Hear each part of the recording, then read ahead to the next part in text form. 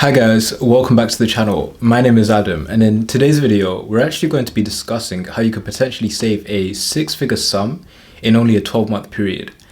I really don't want to be one of those people telling you how to become a millionaire without actually being a millionaire myself. I feel like that's very counterintuitive. However, saving six figures was something that I was slightly able to do last year. I was able to invest a six-figure sum into the markets and see a pretty decent return. And this year, I'm planning on doing something very similar. I'm planning on investing, hopefully, a six-figure sum by the end of summer and then growing that a fair amount. I don't think it'll be anywhere as near the amount that I made last year, only because I was investing in one of the most bullish markets ever. And it was quite rewarding. This year, I just aim to invest a large amount and hopefully grow that slowly over time.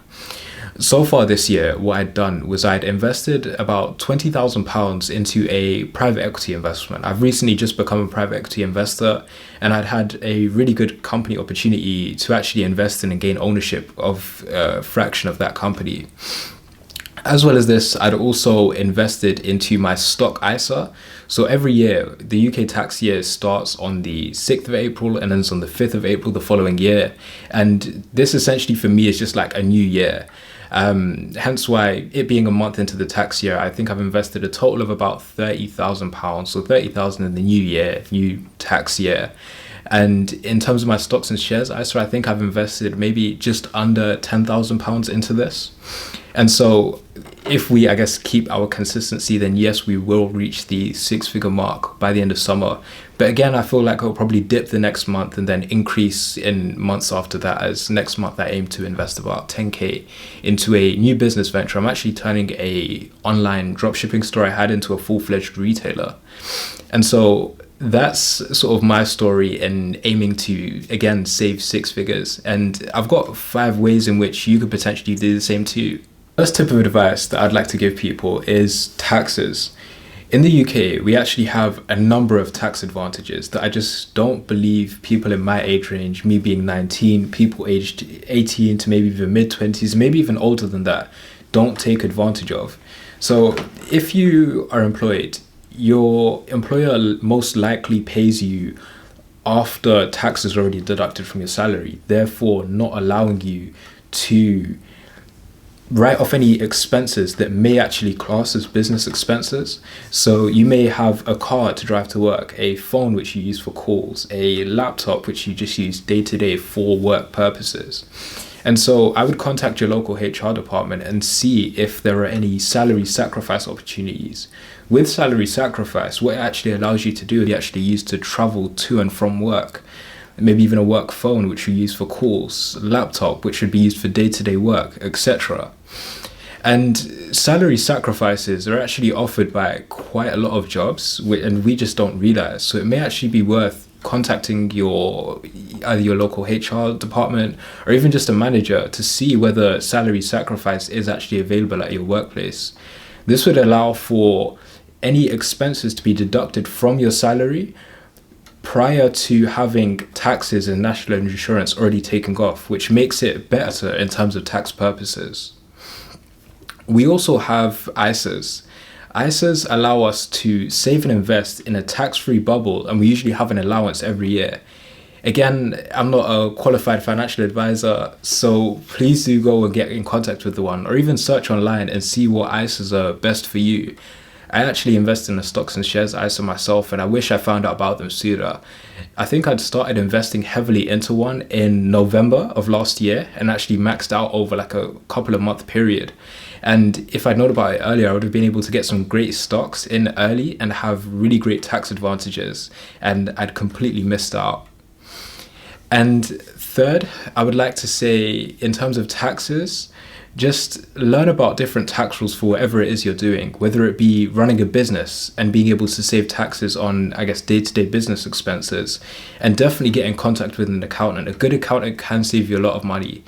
I do use an accountant, for example, for when it comes to taxes on investments, taxes on my personal businesses, and I can safely say that the cost of my accountant has saved me thousands.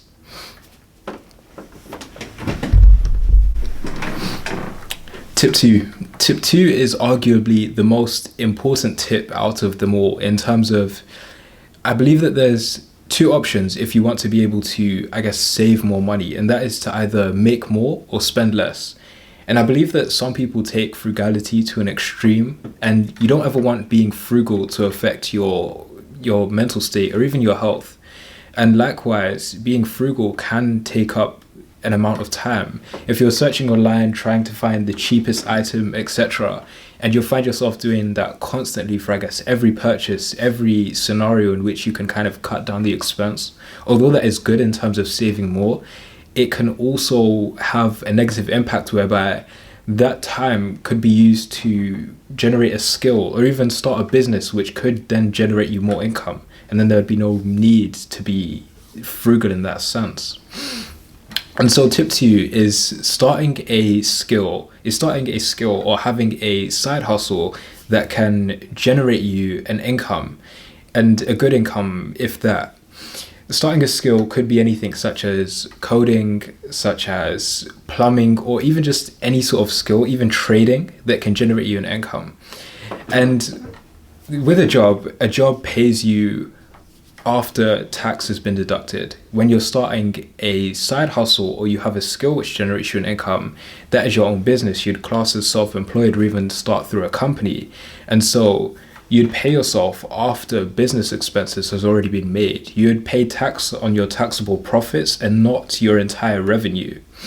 And as an example, if I was to purchase this magic mouse, this mechanical keyboard, and this monitor, assuming that the total came up to £900, let's just say 100, 200, and 600, if we were to get paid a sum of 1.3k through our salary and 1.3k through our self-employment. If we got paid the 1.3k for our salary would pay us the 1.3. We would have tax and national insurance already deducted, and we'd be left with £900.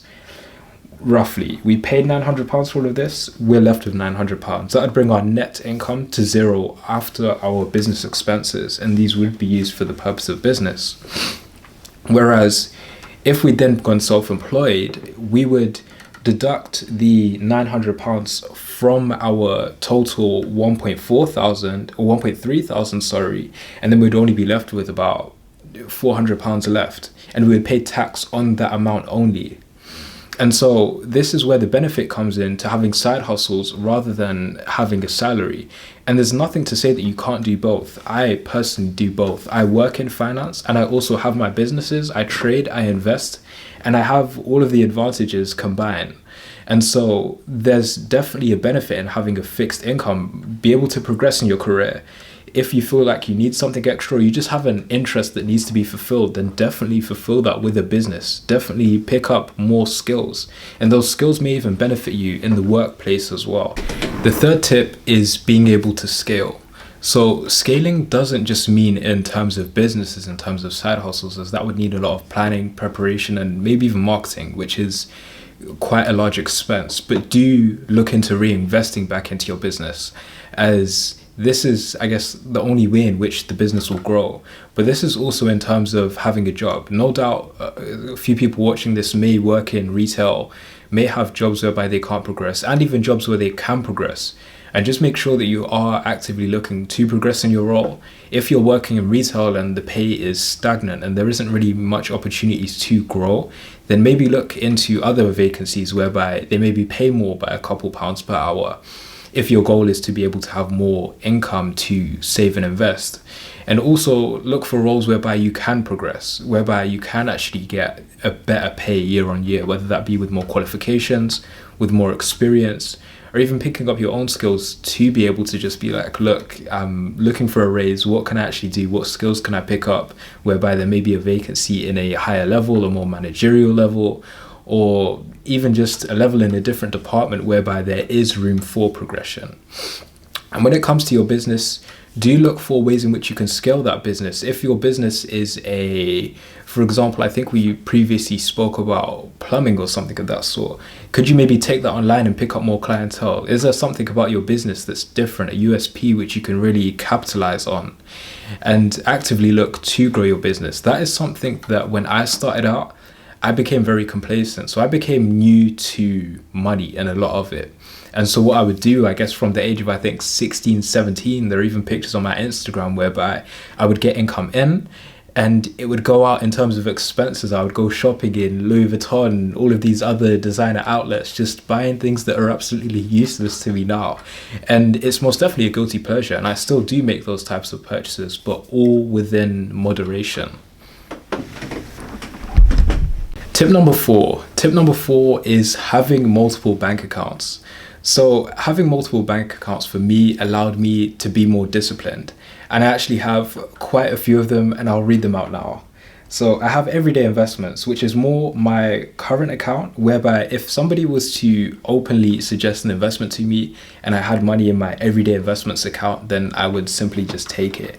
I have long-term savings, short-term savings, holidays, electronics, phone/laptop, spending, investments, miscellaneous, gifts, moving out, rent, etc., and new ventures. And these are all just bank accounts that allow me to be disciplined in the sense that if I don't have money in a specific account, for example, my electronics account, then I will not be purchasing new gear.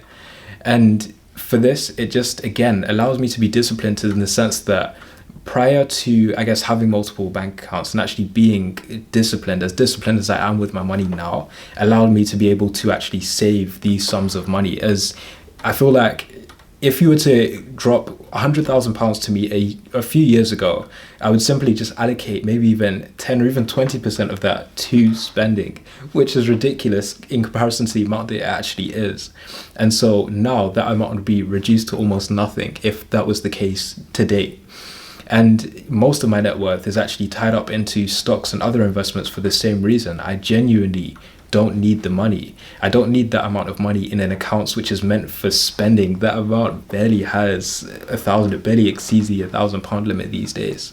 And even at that, the amount would just sit in there. Or I might even invest it. I usually invest it into bonds or something, which simply just grows at a fixed rate over time, and then I'll just liquidate it as soon as I want to use it.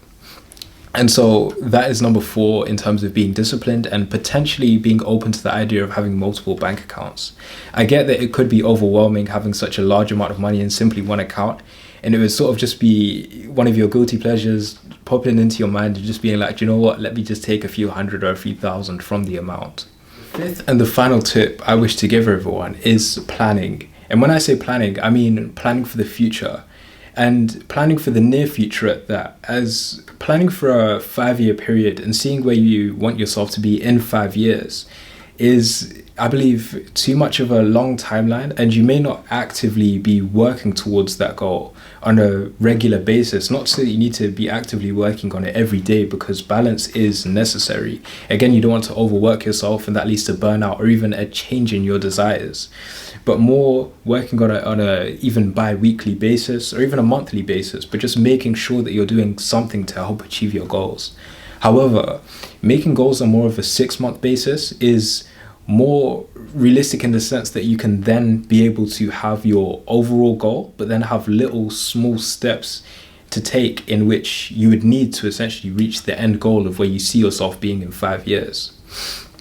And then relating it back to skills such as trading or investing, we have sort of cycles in trading such as quarterly earnings, annual financial statements coming out. And in terms of trading, certain commodities move differently with the change in supply and demand in certain time periods.